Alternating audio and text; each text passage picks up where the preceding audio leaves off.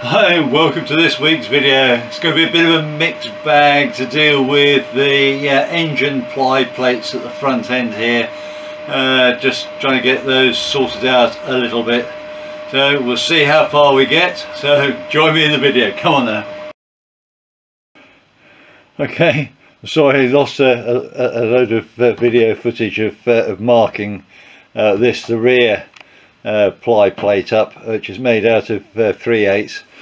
And what I did was I cut it sort of a bit of a T shape, slightly higher than this and slightly lower, but I cut the width here accurately so that there's enough room for an 1/8 of an inch plywood section to go in the bottom here, to where it comes out along the side of the bolt mounts here, as shown on the plan.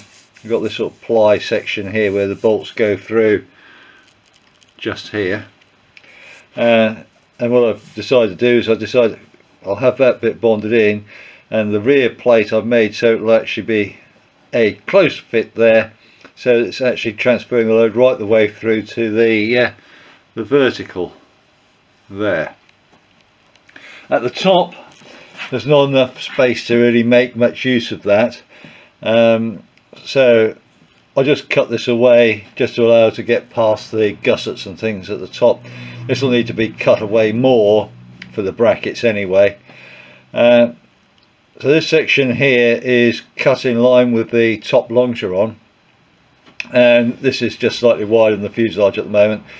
And the idea is that I've got to make up the mounting plate section here, or beam, that goes across the back here, with the angle piece to bolt this to.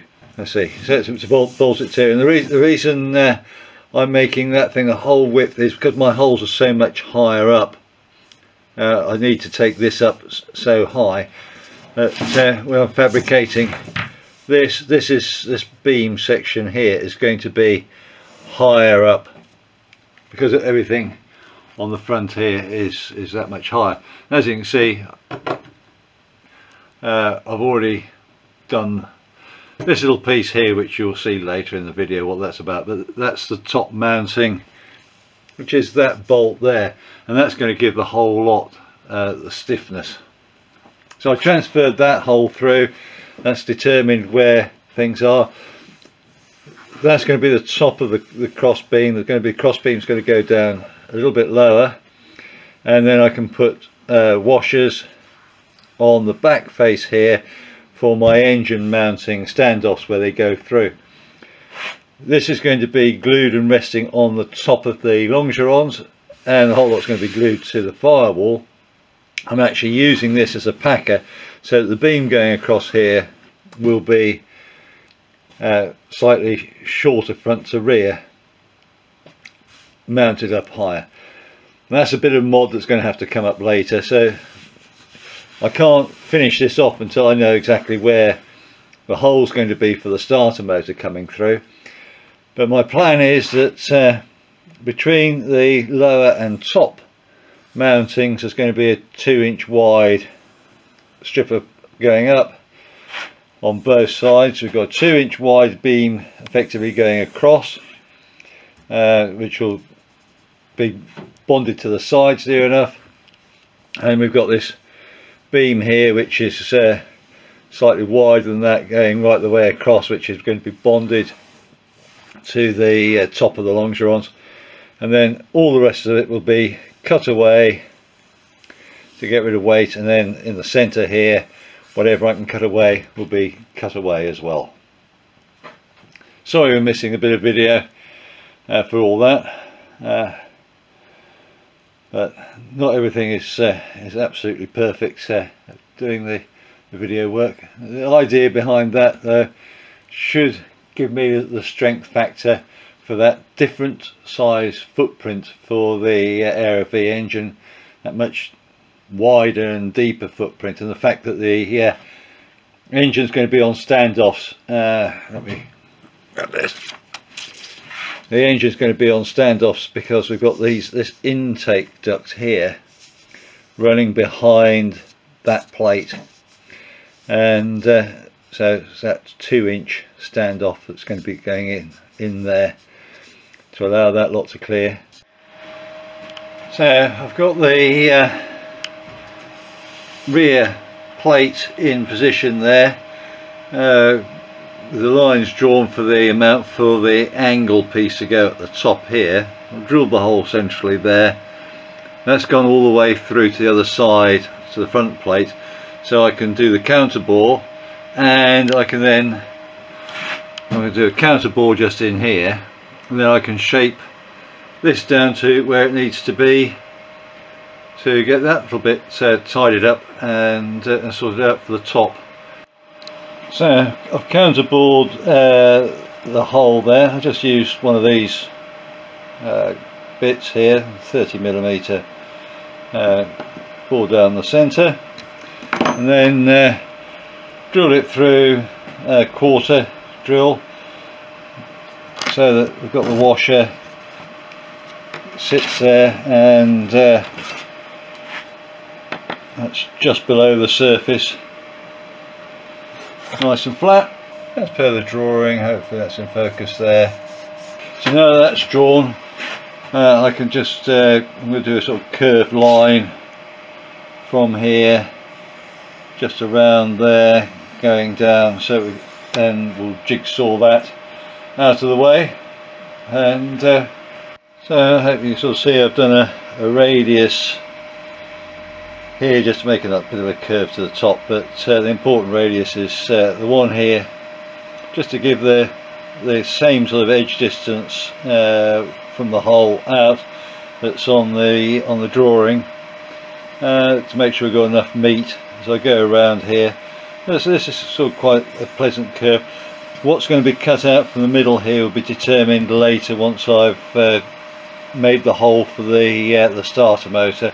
I'll be able to work out how much more wood I can actually cut out from here, but I'll be maintaining a greater edge distance from the hole to the section cut out in the middle compared to that on the drawing here, where there's not very much space there at all. I want to make sure there's enough room for decent sized washers to spread the load, because my engine fits on a different way on standoffs. So here we have it cut out to shape. I've routed around the edges. You see I haven't routed these sections here. That's just to allow for the fact there's going to be a penny washer over there into that corner, so I don't want to, if I cut that back, it would actually be into where the penny washer would sit. Right. Grab a penny washer, you can sort of see it would actually, it's right up to the edge there, so I've just sort of left a little bit of space around there. The rounding off is purely to make the edge less vulnerable to knocks, and to make the paint stick a little bit better in that area there. So it's not hypercritical. So down here I'm just going to leave it as it is at the moment. So this section sort of really done. I'm just going to drill through this hole here, through the front there, so that we can actually put a bolt through that top hole, and through the firewall and the rear plate, and be able to clamp everything together for when I drill out these holes for the engine mounting side of life into the back there. That'll be pretty much us for quite some time until I get the metal work and things to make up the engine mounts. They're not super complex, but I need to do that, and then to finish off the engine mounts I need to I'm going to put a bit of fire blanket between the metal and the wood, because just having a metal face as a firewall isn't particularly brilliant on a wooden aircraft, because the heat going through the thin metal goes through really quickly if there's a fire, so it really negates the point of having a firewall there. So I'm going to put a thin material on the back A guy called Richard told me about it for when he built his Isaac Spitfire. He said it's very lightweight and very thin, so you don't have any of the crushability factor. So he advised me on which one to use for just that application, so that's what I'm going to use. I made up these plywood sections here which effectively acts as a anti-split for the vertical member with the bolts going through. There they are, one there. Ones at the top here are slightly shorter because the bolts is going through towards the top end of it, so it doesn't need to be as long. But I have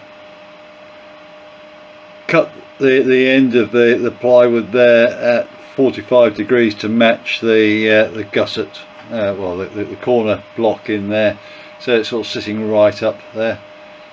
And then once this lot's dried, I've made them slightly too wide in that direction so I can sand them to actually match the face of this.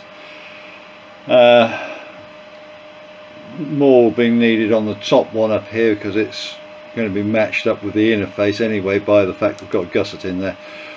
But that is another one of those little jobs which is probably very slightly easy without the ply side being on, to get, you know, look really nice. The plates which are going to go onto here and then attach to the ply side will go on after the ply sides have been bonded into place, so I'll manufacture those then. This is pretty much it for this week. Not a huge amount of sort of bits created and done, and probably be even less next week on the grounds that work is going to get in the way. Various other bits and pieces are happening, so we'll see how we get on really. Hope you enjoyed the video. Keep healthy and safe, and catch you in the next video. Bye now. Thank you for watching. If you enjoyed the video, please hit the thumbs up. You can subscribe or even hit the little bell notification for future videos. Any comments would be appreciated, and I'll try to get back to you as soon as I can. Remember, go fly and feel the sky.